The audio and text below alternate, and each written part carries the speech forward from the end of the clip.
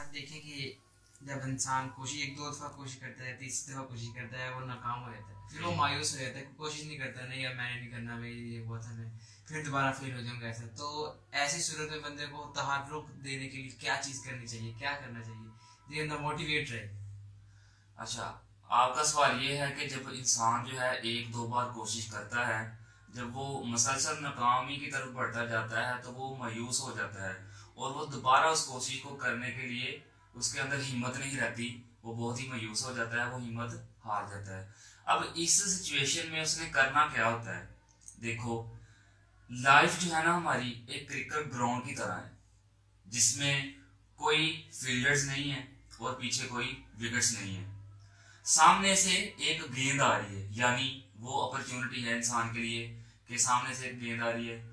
आप ग्राउंड में खड़े हैं, सामने से गेंद जो है वो क्या है? Opportunity opportunity. है।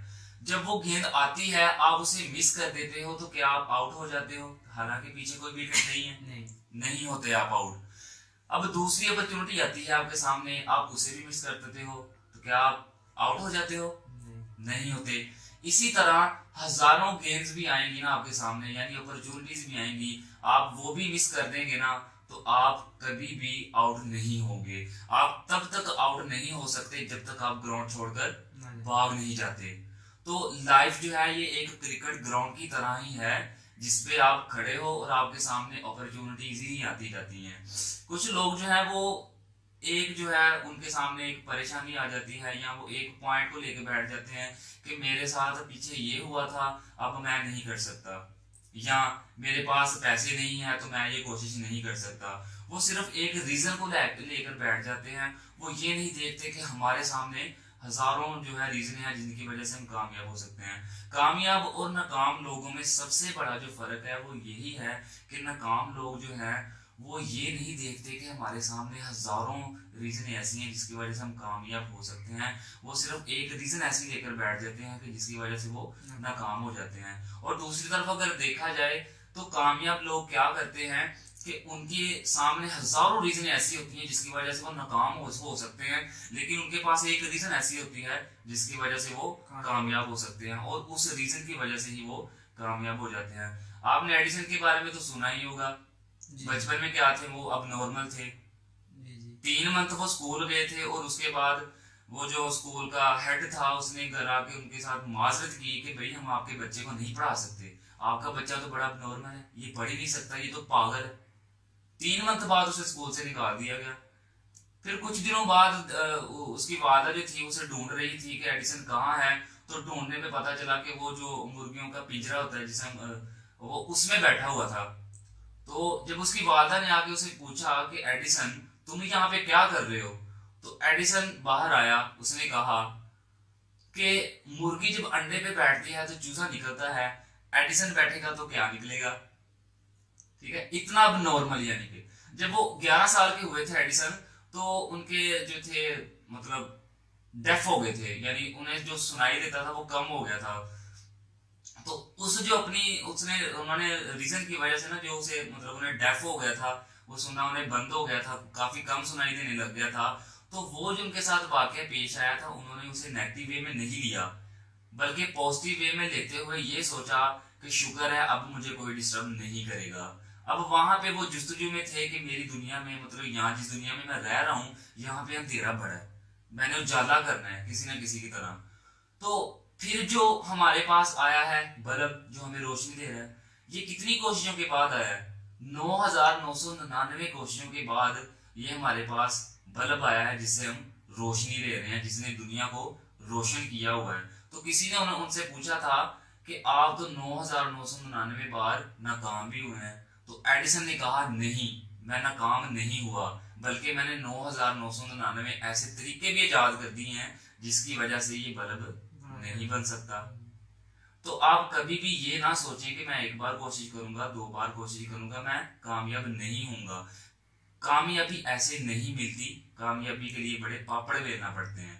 तो आपने कभी भी मायूस नहीं होना। आपके सामने हजारों अपॉर्चुनिटी आती रहती हैं, हजारों रीजने ऐसी भी होती हैं कि जिसकी वजह से आप कामयाब हो सकते हैं। आपको एक रीजन लेकर नहीं बैठना चाहिए जिसकी वजह से आप नाकाम हो सकते हैं। आपको हमेशा कोशिश करते रहना चाहिए। जी। देखिए, एक चीज हमारे पास नहीं है, हम उसकी ख्वाहिश करते हैं कि काश ये हमारे पास होते हैं, ना होते हुए हम उसको कैसे रिलीज कर सकते हैं, कैसे उसका मजा ले सकते हैं? अच्छा, आपका क्वेश्चन ये है कि कोई ऐसी चीज जो हमारे पास नहीं है वो हम कैसे मतलब फील कर सकते हैं कैसे कि वो feel कर हमारे सकते पास है।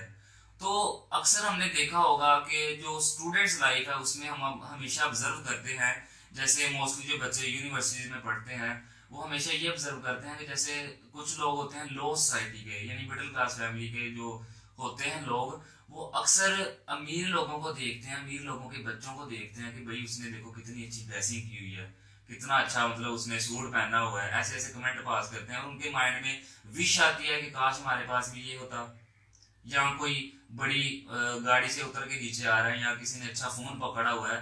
तो मिडिल क्लास की फैमिली का जो लड़का है या कोई भी पर्सन है वो ये कहेगा अपने अंदर ही अंदर कि काश मेरे पास भी ये होता।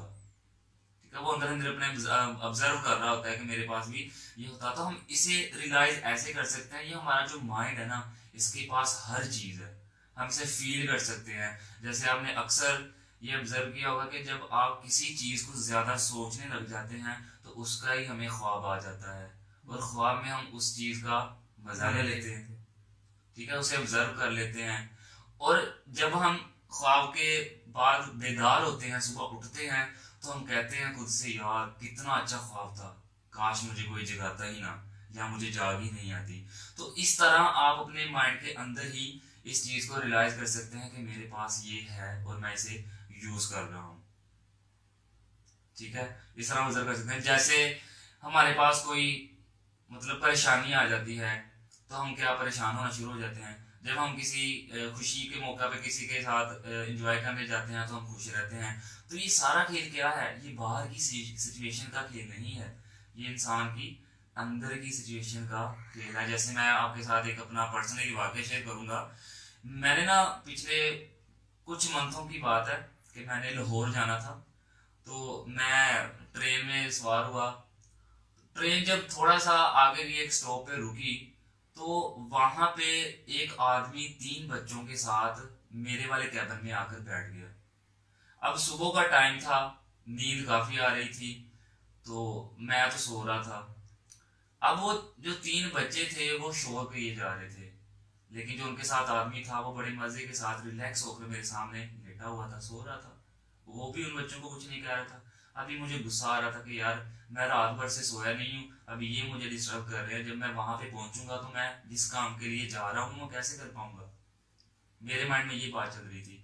कुछ देर तो मैंने उन्हें बर्दाश्त किया, लेकिन जब बात बर्दाश्त से बाहर हुई तो मैंने उस आदमी को पकड़ा, उसे झंझोड़ा। मैंने कहा भाई आपके साथ जो बच्चे हैं वो शोर कर रहे हैं जिसकी वजह से मैं डिस्टर्ब हो रहा हूँ, प्लीज आप इन्हें अपने पास बिठा लें।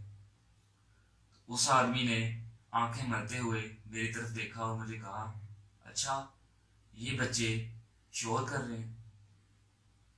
फिर उस आदमी ने मुझे थोड़ी देर बाद बताया कि ये जो बच्चे हैं इनकी वालदा फौत हो चुकी हैं, लेकिन इन बच्चों को नहीं पता। मेरे अंदर की सारी सिचुएशन जो थी वो चेंज हो गई। जहां मुझे उन बच्चों पे गुस्सा आ रहा था, अभी उन्हीं बच्चों पे मुझे प्यार आ रहा है। अब क्या वो बच्चे तो वही है ना जो पहले शोर कर रहे थे, अभी भी वही बच्चे हैं जो अभी भी शोर कर रहे थे, लेकिन मेरे अंदर की सिचुएशन एक बात नहीं चेंज कर दी। बाहर का माहौल तो वही है अभी, लेकिन अंदर का माहौल चेंज हो गया। अब अगर हम ये सोचें कि अंदर का माहौल बाहर के माहौल के साथ रिलेट करता है तो ये हरगिज बात सही नहीं है।